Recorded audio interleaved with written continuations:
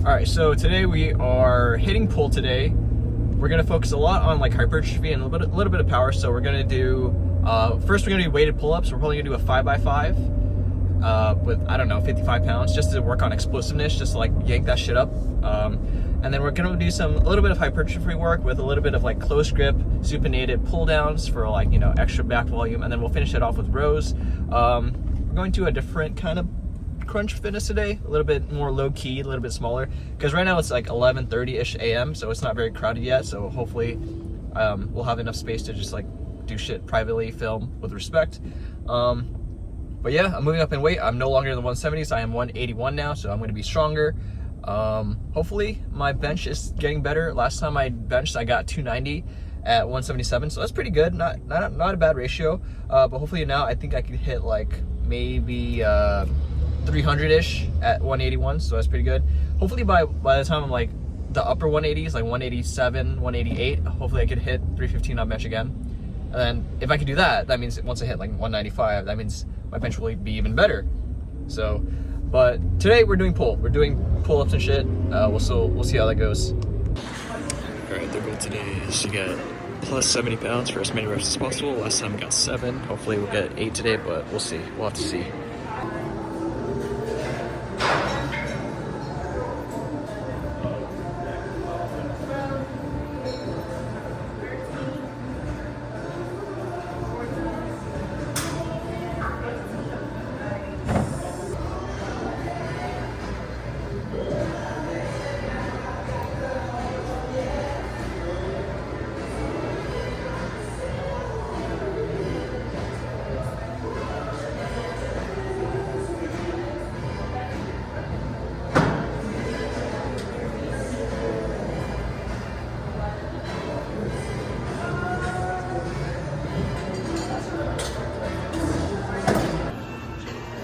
Alright, so I was able to do it, but the form was kind of chopped, but hey, we'll take the small victories.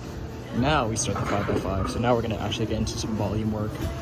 We'll do it light, just one plate. We'll do a 5x5 with explosive reps just to work on the strength and power.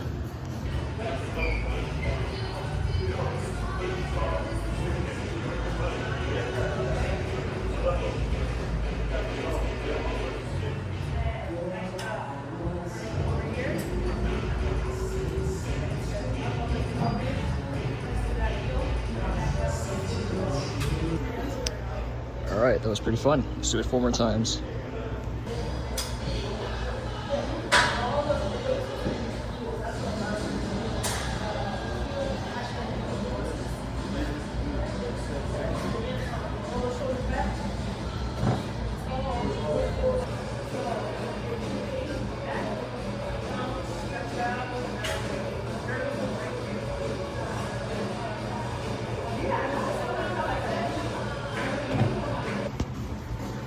This 5x5 is getting a little boring, so I'm going to try some other variations. So I'm going to try a neutral grip next.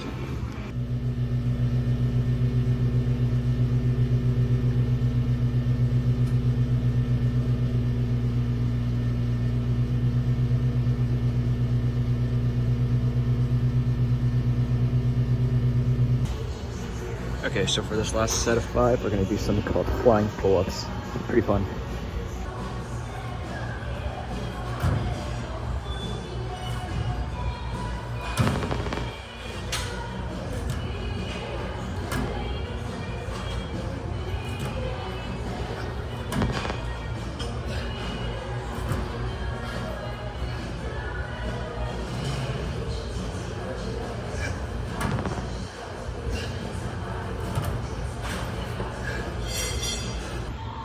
Alright, now we got bent over barbell rows for 3 sets of 10 at body weight. So I'm 181, but let's just round up to 185 because I'll just make the math easier for us.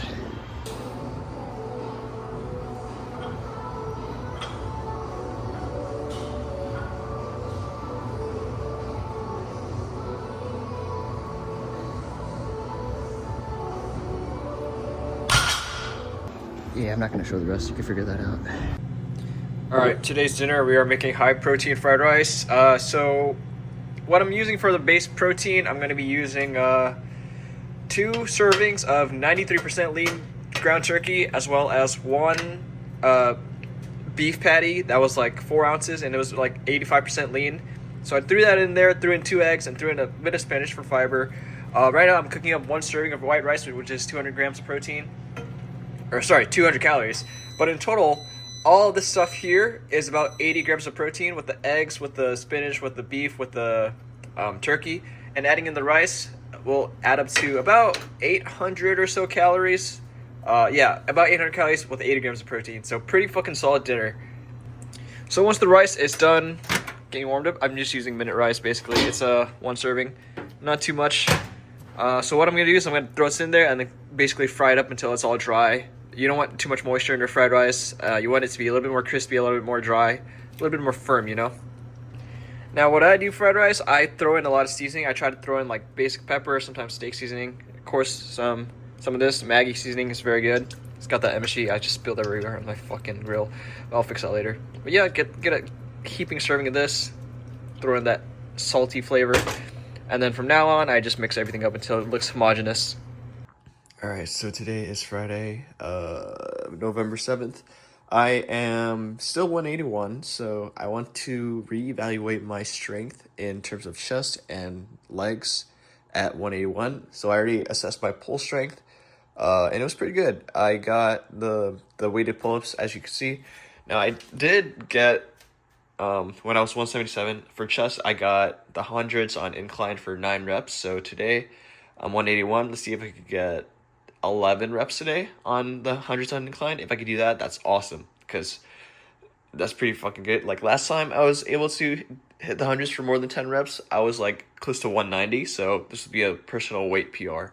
So let's try to get that for chest day. And then for legs, we'll do 405 for 2 reps tomorrow, because that's what I got for a body weight of 177, but for only 1 rep. So let's try to get that progress up.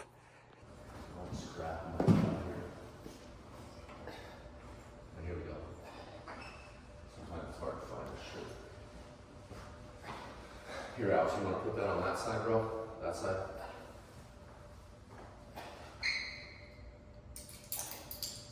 Right. And, you know, you don't always have to do this, man, but I kind of like, you know, like getting my chest nice and warmed up before I start pressing heavy dumbbells like this guy's doing, you know? Just so I know. Okay, so didn't get more than 10 reps, which is, I guess I'll take it. I mean, last time I was 177, I got the hundreds on incline for like 9 reps, so I'm just gonna cope for a little bit. I'm gonna explain, at least in my defense, why I didn't get more than 10 reps on incline today. Okay, so I'm using these dumbbells that are like hex dumbbells, which I'm not super used to, and they have these weird grips that are like kind of like fat in the middle. So I'm used to the crunch dumbbells that are like, you know, solid, cylindrical. And also the bench I was using is not very stable, as you can see here. So this is like especially disappointing, because before, like last week, I was able to do the hundreds on incline super easily at crunch, and I was doing like pause reps too. So maybe I'm just gonna chalk this up to like maybe a little bit less sleep. Maybe I had a test this morning that was 2.5 hours long. Maybe I'm not used to the dumbbell. Maybe I'm not used to the type of bench that's like a little bit less stable. I'll just chalk it up to that, and maybe I'll do better next time. But here's a clip of me actually doing the hundreds on incline for 10 reps, 10 good reps, and I was still at the same body weight of 181.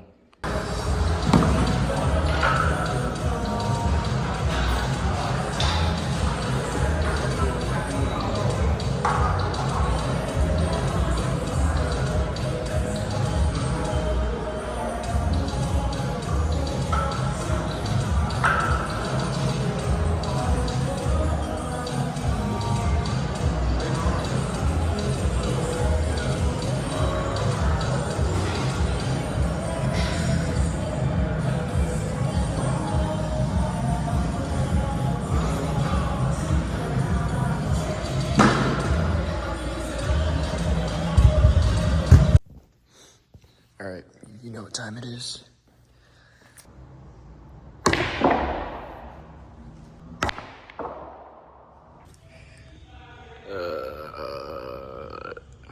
Yeah. So apparently there's happening sauce on my nothing burger. Okay, I think I know why I only did the hundreds on incline for 10 reps instead of 11. I waited in fucking 178. Are you serious? And I was drinking a lot of water yesterday too. Like, there's no way that's water fluctuation. I don't know how I'm like back in the 170s, so I guess I'm gonna have to eat a little bit more today. All right, so for today's leg day, we're going to do something a little different. I just finished leg day, so let's pretend that we're going back in time, and this is right before I get into the gym. Today we are doing what we call belt squats. So belt squats are really useful for getting weight off your back if you're feeling like really sore in your erector spinae. So today we're going to do a little bit of belt squats where you wrap the weight around your waist, so all of the pressure will be on your hip instead of like your upper back and shit like that. So you're not gonna get that much of a strain on your back, but don't worry, you know, I still do deadlifts and stuff, so I'm gonna train the back anyways, and the posterior chain. Always do your posterior chain. It'll make you live longer, live healthier, live stronger. But yeah, my main lift today will be the belt squat. Very good for your quads, very good for your glutes. Feels very stable, feels very painless, relatively. You'll still feel like a lot of pressure around your waist because, you know, it's all on your waist, but it's still like, it's a pretty good movement for building like overall leg strength.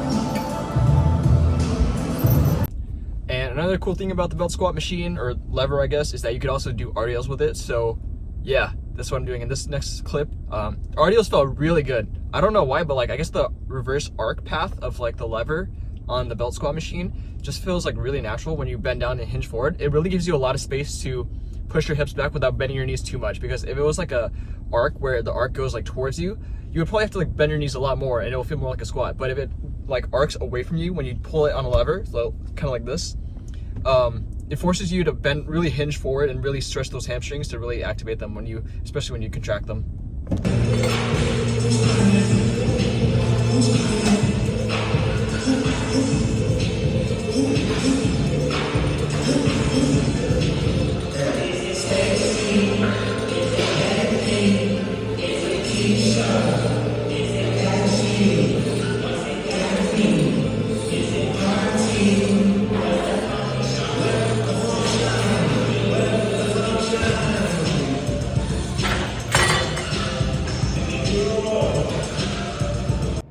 All right, so in this next clip, you are about to witness a first ever collaboration in some sorts. You're about to see a buddy of mine named Zain. He goes to the same medical school I am going to, and you're about to see him deadlift a new PR of 265 pounds. He's been bulking up, so he's been getting stronger, and this is what his bulking has got him. And you're about to see his PR. Let me use my filmography techniques from Crunch. Is it recording? Yeah. All right, this is Zain. He has a channel called his Guide to Overthinking. It's Subscribe. like philosophy and theology channel. Let's go over the basics, make it simple, easy to understand for beginners. Yeah. Like from Kant to Aristotle to Aquinas. If you're interested in that, just check it out. Yes, sir. Yeah. Okay. If I fail this, it's gonna be embarrassing. Just delete it. Yeah. Except you're not.